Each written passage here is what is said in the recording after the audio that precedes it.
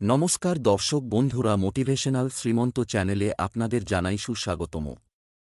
আজকে আপনাদের সামনে যে বিষয়বস্তু নিয়ে আলোচনা করব তা হল কর্ণ ও অর্জুনের মধ্যে যুদ্ধ হলে কে জয়ী হবেন, বিরাট যুদ্ধে ঠিক কী ঘটেছিল।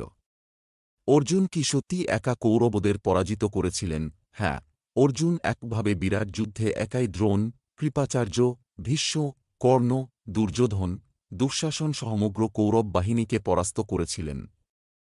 অর্জুন দক্ষতা, সাহস এবং দৈব শক্তিতে অনেক উচ্চতর মানের যোদ্ধা ছিলেন।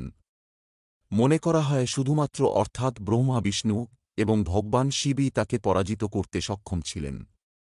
কারণ অর্জুনের সাথে ইন্দ্র এবং যমদেবের যুদ্ধ হয়েছিল এবং সেখানে অর্জুন বিজয়ী হয়েছিল।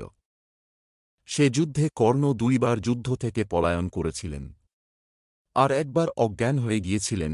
মহাভারত অনুসারে ভগবান কৃষ্ণের হস্তক্ষেপ ছাড়া কর্ণ অর্জুনের মধ্যে যুদ্ধে কে জিতবে এবং কেন?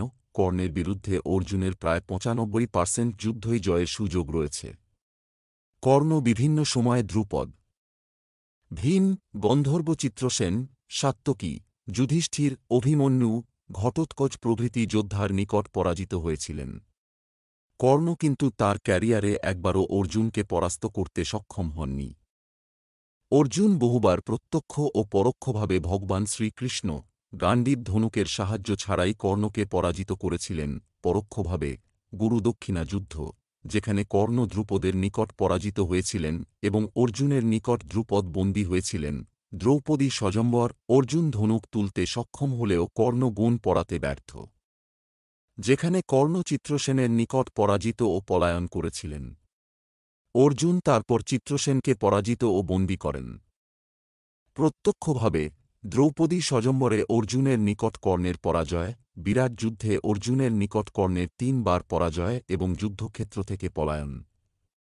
একবার কর্ণ পরাজিত হয়ে যুদ্ধক্ষেত্রের সম্মুখভাগ থেকে পলায়ন করেন।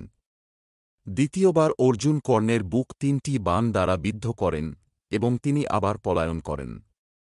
তৃতীয়বার কর্ণ অর্জুনের বাণে অজ্ঞান হয়ে যান।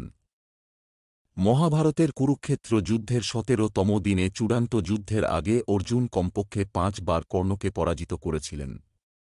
তার মধ্যে ২ বার কর্ণকে অশ্বত্থামা রক্ষা করেছিলেন। আশা করি বন্ধুরা ভিডিওটি দেখে আপনাদের ভালো লেগেছে। ভালো লাগলে আপনজনের উদ্দেশ্যে শেয়ার করবেন, চ্যানেলটি সাবস্ক্রাইব করবেন। আজ এখানেই শেষ করছি। ঈশ্বর আপনার মঙ্গল করুক। নমস্কার, ধন্যবাদ।